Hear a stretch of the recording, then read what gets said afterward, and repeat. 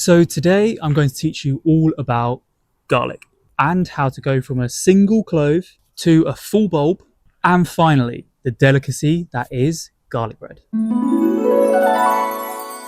You will learn about the growing process, planting dates, varieties, how to know when it's time to harvest, and finally what you can make with your well-earned produce.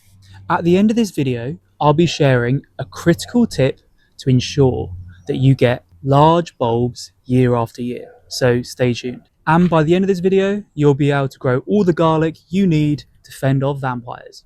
So first of all, let's start with the types of garlic that exist. So choosing the right variety is critical when it comes to successful yields. So it's very important that you listen very carefully here. So we have two main types of garlic. We have softneck garlic and we have hardneck garlic.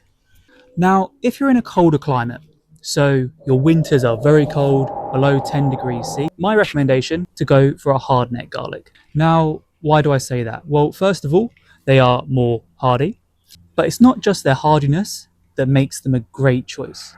Also, they're said to have a more complex flavour, and one of my favourite features of hardneck garlic is the fact that they grow larger cloves. Whilst if we look at softneck garlic per bulb produces more cloves on average.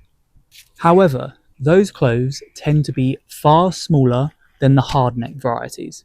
Another beneficial feature of softneck garlic is they tend to store for longer periods, as long as you've stored them using the right process. And one thing to mention, where to find softneck garlic? Well, it tends to be the ones that you would find in every common day supermarket. So if you've bought garlic from a supermarket, the chances are it's probably a softneck variety. Now, there is another variety of garlic that exists. This is called elephant garlic. So elephant garlic, this is not a true garlic. The reason it's called elephant garlic is because they're said to produce huge bulbs. Now, I've actually planted some last November, and later in this video, I will show you the result of my first ever time of growing elephant garlic, so stay tuned. Ladies and gentlemen, it's not all about size. Elephant garlic is said to have a much milder flavour than normal garlic. So if you want big garlic in your life, go for elephant.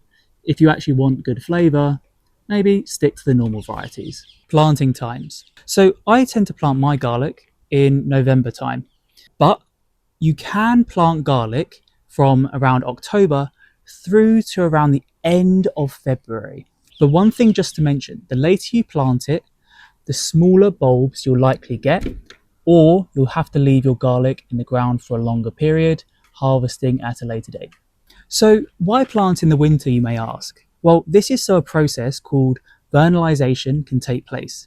This is where the bulb is exposed to temperatures lower than 10 degrees Celsius, and this, in a sense, triggers the garlic to make it think, okay, when it starts to warm up again, it's time to start growing. Now, have you ever had garlic in your fridge and suddenly it starts to grow? Well, the reason for that is the bulb and the cloves itself believe that it's gone through a winter period. Of course, hopefully your fridge is cold. And during this time, that's the so-called winter period. And when it starts to warm up, or it can just start growing after it's been exposed to lower temperatures. Rule of thumb, the later you leave the planting, probably the more likely it is you should go for a softneck variety over a hardneck variety. Harvesting. If you've sown in the previous year, a good time to harvest your garlic is around late June to early July. It can be a bit earlier than that, it can be a bit later on that. It does depend on the temperatures outside. Rule of thumb just to bear in mind.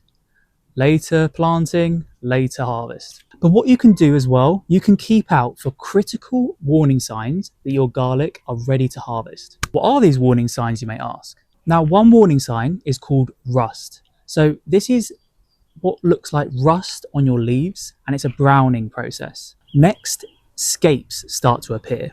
This is particularly something you should look out for with hardneck varieties.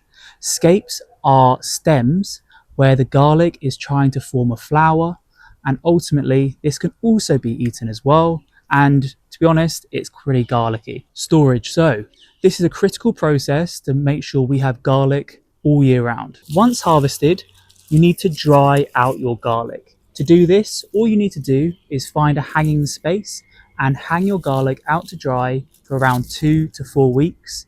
So the process couldn't be easier. Just hang it up and wait.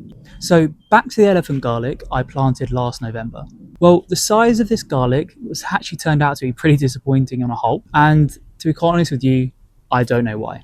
But the great thing about garlic is if when you're digging it up to check out whether it's ready or not, if you're careful around the digging process and don't disturb the roots too much, you can actually just cover the garlic back up and leave it to grow a bit more. And then what you can do, you can keep an eye out for the warning signs, so the rust, the potential stems coming out, and try and observe, okay, when is the garlic ready? And hopefully the garlic bulbs get bigger over time. Now, speaking of garlic, let's talk garlic bread. So I love garlic bread. It's one of those simple pleasures in life. And that is why this is one of the number one things that I start to grow in the year. And additionally, it's one of the things I look forward to actually making when it's time to harvest. So what I'm going to do, I'm going to use a recipe from, he's fairly unknown and he's quite a niche small chef. So his name is Jamie Oliver. And yeah, I'm going to use one of his recipes. Now, before I move on to the garlic bread, I'm going to share that critical tip I promised earlier.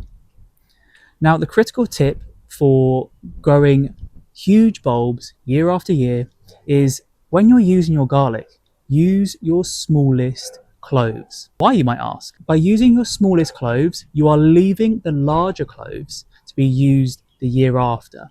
Larger cloves planted usually leads to larger bulbs, and hopefully your bulbs next year will be even larger, so keeping the largest bulbs in the process. So thank you for joining me today. If you want to check out my next video, check up here, and if you like the content and want to subscribe, click up here.